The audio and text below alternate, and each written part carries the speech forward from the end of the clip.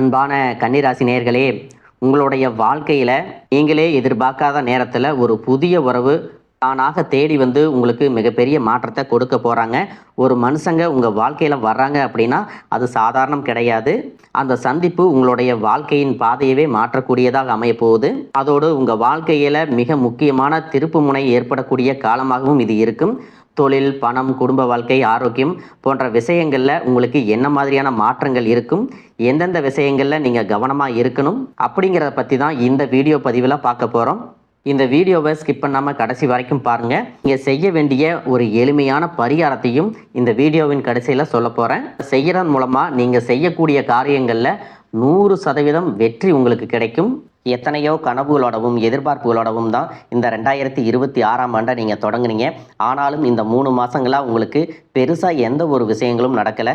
இது நாள் வரைக்கும் உங்கள் வாழ்க்கையில் நடந்த சில சம்பவங்கள், ஏமாற்றங்கள், துரோகங்கள் எல்லாமே ஒரு பெரிய படிப்பினையை கொடுத்திருந்தாலும் சில விஷயங்களை எல்லாம் இன்ன வரைக்கும் உங்களால் ஜீரணிக்கவே முடியலை. அதனாலேயே நிறைய நேரங்களில் மனசு வெறுத்து போய் இந்த வாழ்க்கையில் இதுக்கு மேலே நான் அனுபவிக்கிறதுக்கு என்ன இருக்குது அப்படின்னு எதிர்மறையான எண்ணங்கள் உங்களுக்கு அதிகமாக வரும். மற்றவங்களுக்காக நான் அனுபவிச்சதெல்லாம் போதும், இதுக்கப்புறமாவது எனக்கு பிடிச்ச மாதிரி வாழ்க்கை அமையுமா அப்படிங்கிற ஒரு கேள்விக்குறியோடு தான் நீங்கள் நின்றுட்டுருக்கீங்க. எவ்வளவு கஷ்டப்பட்டதுக்கு அப்புறமும் ஒரு லட்சியத்தோடு நீங்கள் செய்யக்கூடிய ஒவ்வொரு விஷயத்தை கெடுக்கிறதுக்கும், உங்களுடைய முன்னேற்றத்தை தடுக்கிறதுக்கும், உங்களை அவமானப்படுத்துறதுக்கும் இங்கே நிறைய பேர் கூடவே இருந்துட்டு முயற்சி பண்ணிட்டு தான் இருக்காங்க. ஆனாலும் அவங்களுடைய சதிகளையும் சூழ்ச்சிகளையெல்லாம் தாண்டி இப்போ வரைக்கும் ஓரளவுக்கு நீங்கள் நல்லா இருக்கீங்க அப்படின்னா உங்ககிட்ட இருக்கக்கூடிய நல்ல எண்ணங்களும் கடவுள் பக்தியும் இது வரைக்கும் நீங்கள் செஞ்ச தர்ம காரியங்களும் தான் உங்களை காப்பாற்றிட்டு இருக்கு. இதுக்கு முன்னாடி நல்ல நண்பர்களாக இருந்திருப்பாங்க, நல்ல உறவுகளாக இருந்திருப்பாங்க. அவங்களே தன்னோட சுயநலத்துக்காக துரோகங்களை எல்லாம் செஞ்சு உங்களுடைய வாழ்க்கையை கெடுக்கணும் அப்படின்னு நினைக்கும்போது இந்த உலகத்தில் யார் நல்லவங்க யார் கெட்டவங்க யாரை நம்புறது அப்படிங்கிறது தெரியாமல் தான் நீங்கள் புலம்பிட்டு இருக்கீங்க. ஒரு வகையில் இந்த மாதிரி விஷயங்கள் உங்களுக்கு கஷ்டத்தை கொடுத்தாலும் இப்போவாவது இவங்க நம்ம மேலே எவ்வளவு பொறாமையோடவும் வன்மத்தோடவும் இருக்கிறாங்க அப்படிங்கிறத ஓரளவுக்கு நீங்கள் புரிஞ்சிருப்பீங்க. இது எல்லாமே தெரிஞ்சும் கூட நீங்கள் என்னமோ பண்ணுங்க, எத்தனையோ நல்லது செஞ்ச எனக்கு மனசாட்சிக்கு விரோதமாக தப்பு செய்கிறீங்க அப்படின்னா அந்த கடவுள் உங்களுக்கு நிச்சயமாக மிகப்பெரிய தண்டனையை கொடுப்பார் அப்படின்னு தான் கடவுள்கிட்ட உங்களுடைய வேண்டுதலை எல்லாம் வச்சுட்டு கடந்து போயிட்டுருக்கீங்க.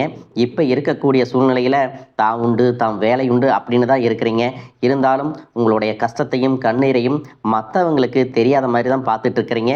உங்களுடைய வாழ்க்கை உங்களை எப்படி புரட்டி போட்டாலும் முடக்கி வச்சாலும் நீங்கள் எப்பவும் போல் சாதாரணமாக இருக்கிறதுனால உங்களை சுற்றி இருக்கிறவங்க எல்லாருமே இவங்களுக்கு என்னப்பா ஜாலியான வாழ்க்கை வாழ்கிறாங்க, இவங்ககிட்ட என்ன குறை அப்படின்னு சொல்லுவாங்க.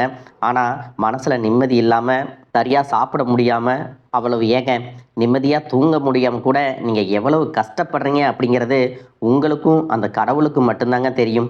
இந்த மாதிரி உங்கள் வாழ்க்கையில் திடீர்னு ஒரு பிரச்சனை, உடம்பு சரியில்லை, ஹாஸ்பிட்டலில் பெருசாக செலவு வந்துருச்சு, குடும்பத்தில் அவசர தேவைக்கு பணம் பத்தலை, பிஸ்னஸில் லாஸ் ஆயிடுச்சு அப்படின்னு உங்கள் வாழ்க்கை முடங்கிருச்சுன்னா கூட நின்று உங்களுக்கு உதவி செய்கிறதுக்கோ ஆறுதலாக 4 வார்த்தை பேசுகிறதுக்கோ அவ்வளவு ஏங்க திரும்பி பார்க்கக்கூட உண்மையான ஆள் கிடையாது.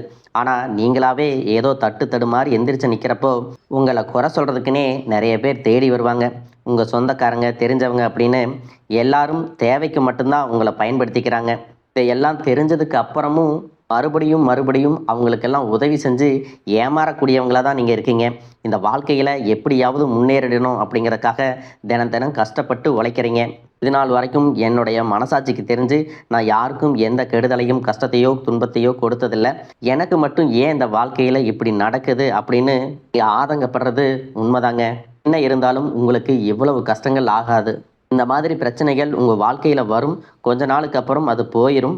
நிறைய நேரங்களில் பார்த்தீங்கன்னா உங்களால் எந்த பிரச்சனைகளும் வராது, ஆனால் உங்களை சுற்றி இருக்கிறவங்க மூலம் தான் உங்களுக்கு நிறைய பிரச்சனைகள் வருது அப்படிங்கிறத இப்போவாவது கொஞ்சம் புரிஞ்சிருப்பீங்க. இவ்வளவு நடந்ததுக்கப்புறம் இனி என் வாழ்க்கை மாறுமா அப்படின்னு நீங்கள் கேட்குற கேள்விகளுக்கெல்லாம் பதிலாக தாங்க இனி வரக்கூடிய கிரக நிலைகள் மற்றும் அதன் இயக்கத்தின் காரணமாக உங்களுக்கு நல்ல பலன்கள் எல்லாமே கிடைக்க போகுதுங்க. நாள் வரைக்கும் நடந்த கெட்ட விஷயத்தை எல்லாம் விட்டுருங்க. இனி வரக்கூடிய நாட்களில் உங்களுக்கு எந்த மாதிரி நன்மைகள் கிடைக்க போகுது அப்படிங்கிறத பற்றி தான் இந்த வீடியோ பதிவில் பார்க்க போகிறோம். முதலாவதாக மீன ராசியில் இருக்கக்கூடிய சனி பகவான் உங்களுக்கு ஆரம்பத்தில் சில தடைகளை கொடுத்திருந்தாலும் இந்த வருடத்தின் இறுதிக்குள்ள உங்களுக்கு நல்ல பலன்களை எல்லாம் கொடுக்க போகிறாரு, தடைகளை எல்லாம் விளக்க போகிறாரு. இதன் மூலமாக பொருளாதார ரீதியாக உங்களுக்கு நல்ல முன்னேற்றம் அப்படிங்கிறது விரைவிலேயே ஏற்பட போகுது. அடுத்ததாக பார்த்தீங்கன்னா சுக்கிர பெயர்ச்சி.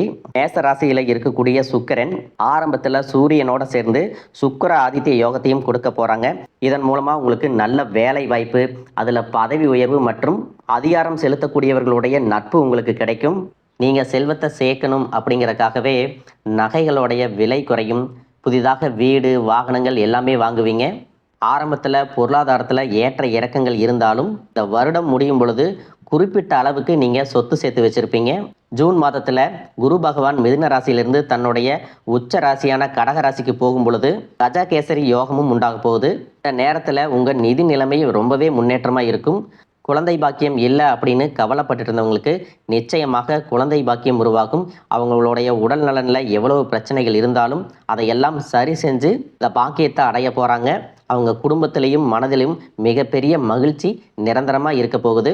படிக்கக்கூடிய மாணவர்களுக்கும் கல்வி ரொம்பவே சிறப்பாக இருக்க போகுது.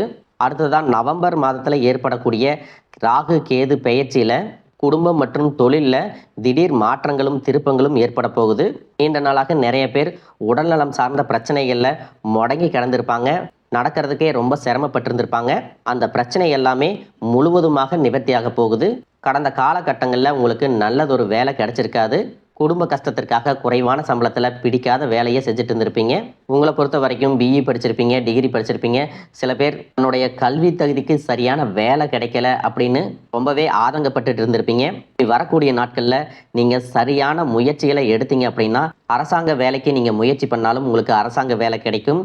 பேங்க் வேலையோ, ஐடி கம்பெனியோ, அது தனியார் நிறுவனங்களோ உங்களுக்கு மனசுக்கு பிடிச்ச மாதிரி நல்ல வருமானத்தோடு வேலை கிடைக்கக்கூடிய சூழ்நிலையும் இருக்குது. மேலும் கணவன் மனைவிகளில் பார்த்தீங்கன்னா நல்ல அந்யோன்யம் இருக்க போகுது.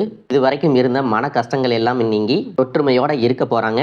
சொத்து மற்றும் பல பிரச்சனைகள் காரணமாக நீதிமன்றத்தில் ஏதாவது வழக்குகள் இருக்குது அப்படின்னா கூட அதுவெல்லாம் உங்களுக்கு சாதகமாக வரும். அதிலும் சொத்து விஷயத்தில் சனி பகவானுடைய பார்வை உங்களுக்கு நேரடியாக இருக்கிறதுனால சில தடைகளை கடந்து வரும் பொழுது உங்களுக்கு அந்த சொத்தானது நிச்சயமாக கிடைக்கும். அரசியல்வாதிகளை பொறுத்த வரைக்கும் புதிய பதவிகள் எல்லாமே தானாக கிடைக்கும். தேர்தலில் போட்டியிட்டு ஜெயிக்கக்கூடிய வாய்ப்புகளும் இருக்குது. இது வரைக்கும் நீங்கள் வேலை செஞ்சுட்டு இருக்கக்கூடிய இடத்துல சரியான ஒத்துழைப்பு இருந்திருக்காது.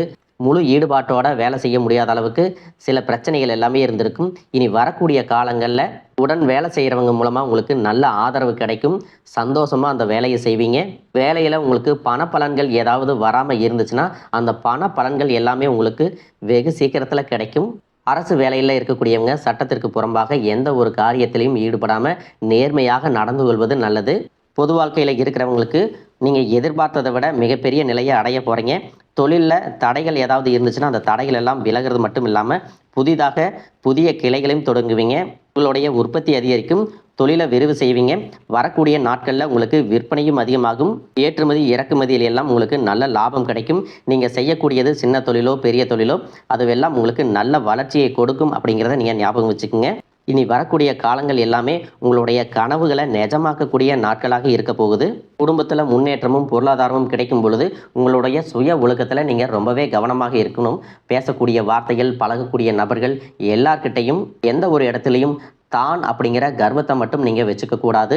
மற்றவர்களை குறையாக பேசுகிறதோ, மட்டம் தட்டி பேசுகிறதோ, அதை காயப்படுத்துகிற மாதிரி பொது இடங்களில் பேசிடக்கூடாது. நீங்களும் சரி, உங்களை சுற்றி இருக்கிறவங்களும் சரி, எப்பவுமே பாசிட்டிவான எண்ணங்களில் இருக்கணும். அப்படின்னா எதிர்காலத்திற்கான நல்ல திட்டமிடுதல் எப்பவுமே அவசியம்.